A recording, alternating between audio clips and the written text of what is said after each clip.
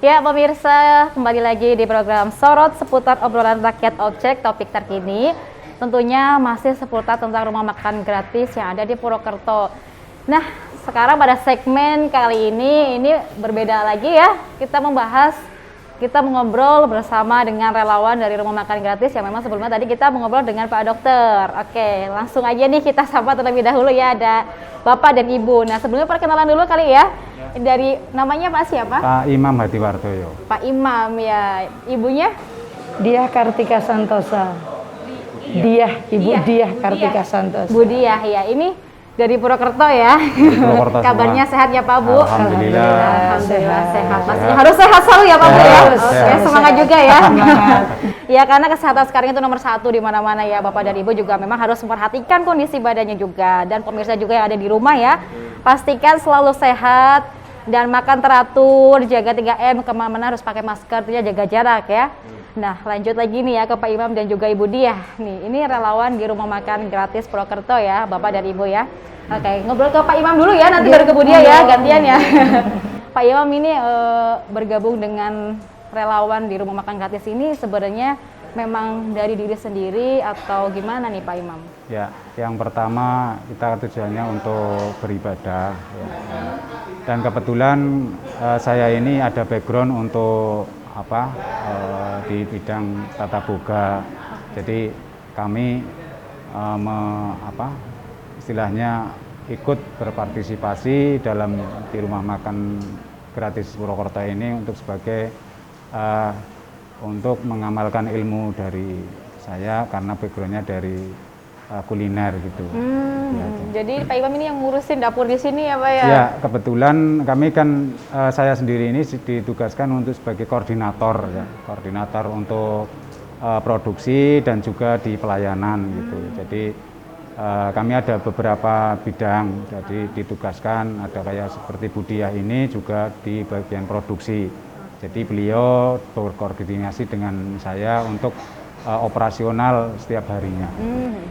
Oke ya, ini sangat menginspirasi juga ya, dan juga bisa membantu teman-teman di sini.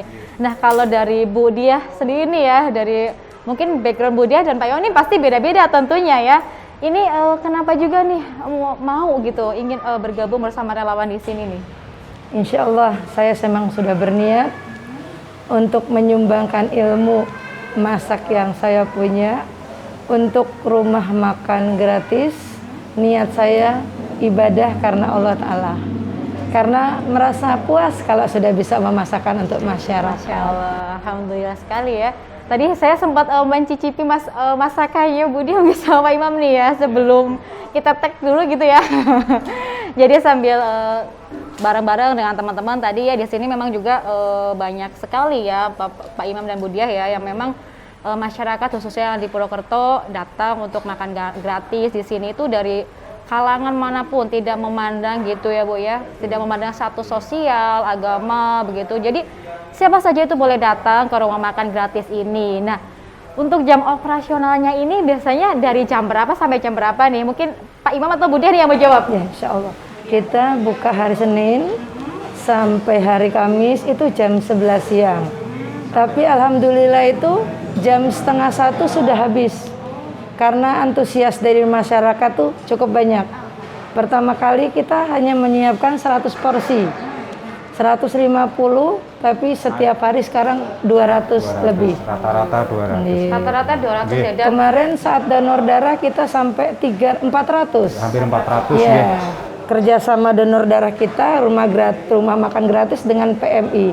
Pendonornya juga alhamdulillah sangat-sangat memuaskan targetnya. Kita hanya minta target 30 sampai 50, ternyata 64 pendonor. Masya Allah. Jadi memang di luar dugaan sekali ya Bu ya itu untuk masyarakat. Jadi buat masyarakatnya juga memang sangat antusias banget ya. Memang ya mereka juga mungkin untuk membantu teman-teman juga tidak hanya dengan materi, tapi dengan tenaga ataupun hal yang lainnya itu juga sangat membantu begitu ya.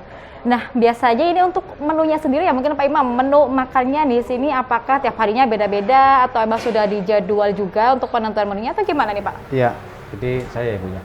Jadi gini, kalau menu itu kan biasanya dari donatur kan ada berupa bahan baku, bisa juga makanan-makanan ataupun bahan baku sayur gitu, ataupun mungkin juga bahan baku berupa ayam, ada ikan juga.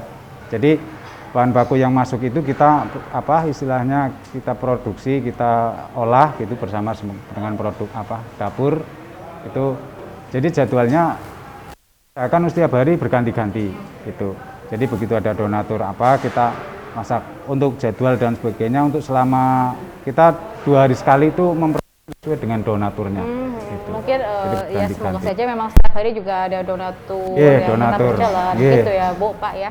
Nah untuk ini sebelumnya nih ya, mungkin juga dari Pak Imam ataupun Ibu Diah nih ya, terinspirasi dari apa sih? Maksudnya memang benar-benar yakin saya ingin ibaratnya tuh kayak mengabdi juga ya, karena di sini tidak digaji begitu ya. Jadi memang berkorban waktu itu pasti begitu ya. Ini dari Bu Diah nih, gimana nih awal mulanya gitu? Kalau saya memang niatnya satu ibadah ya Mbak. Kita nggak tahu yang namanya umur. Kalau kita sholat hanya 5 waktu untuk pribadi. Tapi insya Allah kalau kita bisa memasakkan masyarakat, ya itu udah kepuasan tersendiri. Itu ibadah yang benar-benar nomor 1 di mata Allah. Membantu sesama. Karena pandemi ini kan cukup panjang, kasihan masyarakat terutama yang kena PHK, yang nggak bisa kerja, punya anak istri yang repot lah. Untuk ekonomi hari-harinya tuh makan siang, memang yang luar biasa.